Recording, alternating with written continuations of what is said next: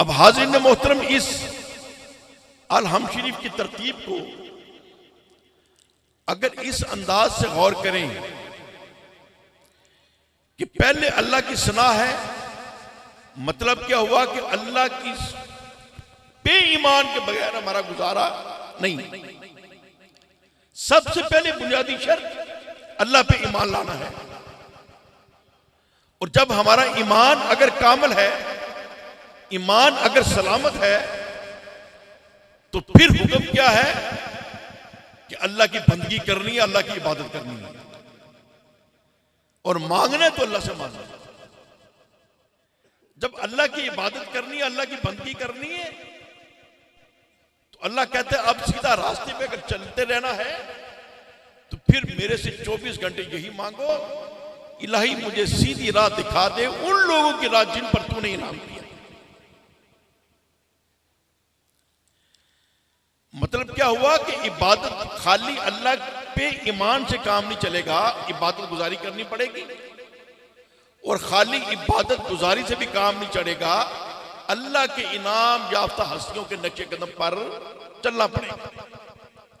ये तीन काम अल्लाह को जो पसंद है, जो तरतीब के साथ इरशाद फरमा दिए, इन तीन कामों के बगैर इंसान मुकम्मल मुसलमान नहीं होते। अभी हमारे कई अहले इल्म अक्सर गुफ्तगू करते हुए यहीं पे अटक जाते हैं, इय्या का नाबुदु व इय्या का नस्तईन के ऊपर रुक जाते हैं और इसी की तबलीग करते रहते हैं।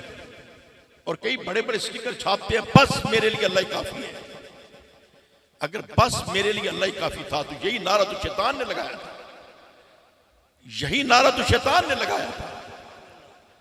लेकिन अगर यह नारा अल्लाह को पसंद होता तो शैतान को जन्नत से निकाला ना जाता, उसको दुत्कारा ना जाता। ईमान कामिल वो है जो अल्लाह को पसंद हो। ईमान कामिल वो है जिसकी अल्लाह ने पसंदीदगी का इजहार फरमाया। और जब हम अल्लाह ही से मांगते हैं,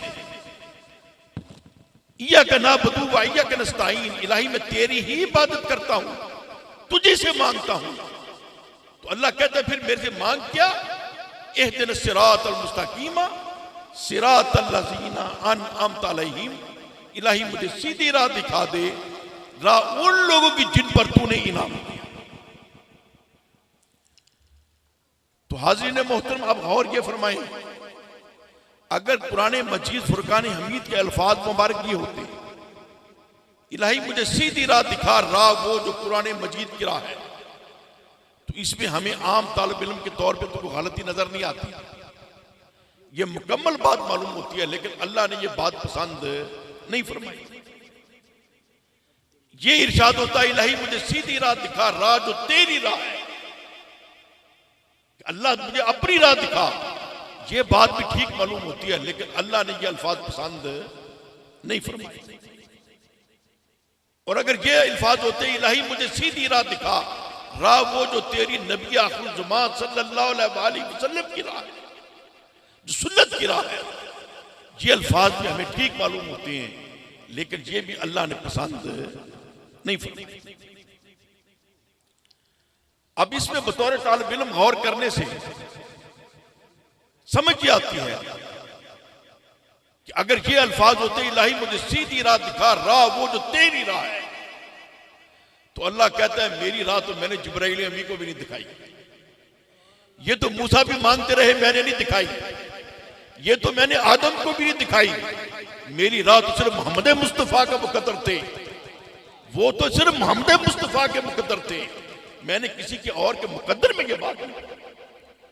हम वो दुआ करते रहे, इलाही मुझे वो राह दिखा जो तेरी राह है। अल्लाह कहता है मेरी राह पर तो जिब्रील नहीं आ सकता। वहां तो जिब्रील कहता है, इलाही या रसूल अल्लाह, अगर एक कदम में आगे गया तो मेरे पर जल जाएंगे, ये तो आपके मुकद्दर है, आगे आप भी तशरीफ ले जाना। और फिर वो राय कि जहां जाते हुए आका दो जहां सल्लल्लाहु अलैहि वसल्लम जब नालैन शरीफ उतारने का इरादा फरमाते हैं, तो अल्लाह सोना इरशाद फरमाता है, महबूब नालैन समेत आओ, मेरी ये राय तुम्हारी नालैन को भी बोसे देगी, मेरी ये राय तुम्हारी नालैन को भी बोसे देंगे। तो हाजरीन, जो अल्लाह की राह है वो तो अल्लाह ने सिर्फ मुकद्दर अपने प्यारे महबूब के रखा।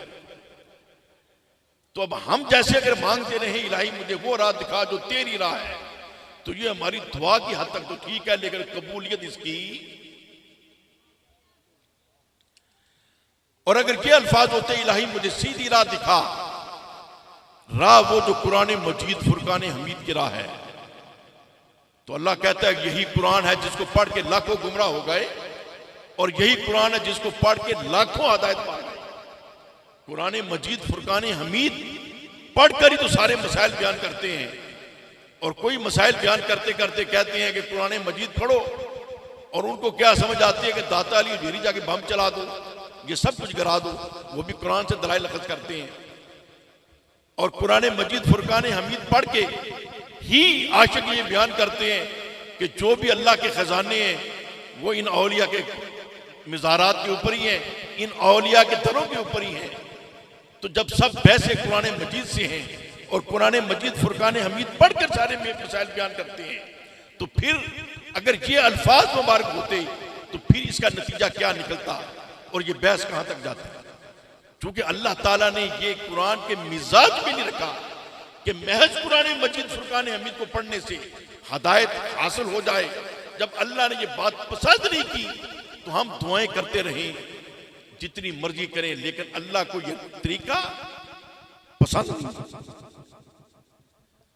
और खालिक ने पसंद क्या किया, जो हम दुआ करते हैं कि इहदिनस सिरातल मुस्तकीमा सिरातल लज़ीना अनअमता अलैहिम, इलाही मुझे सीधी राह दिखा, राह वो जो तेरे इनाम याफ्ता बंदों की राह है।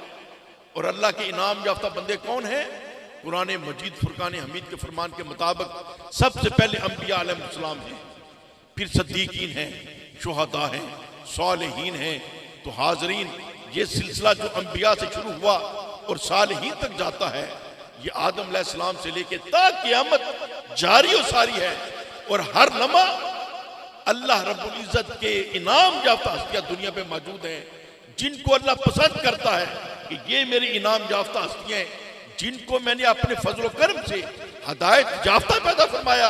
और हम जैसे आम इंसानों को हुक्म है कि तुम इनकी सोहबत अख्तियार करो, इनके नक्शे कदम पर चलो, इनकी नकल करो और अपनी जिंदगी को ठीक करते चले जाओ।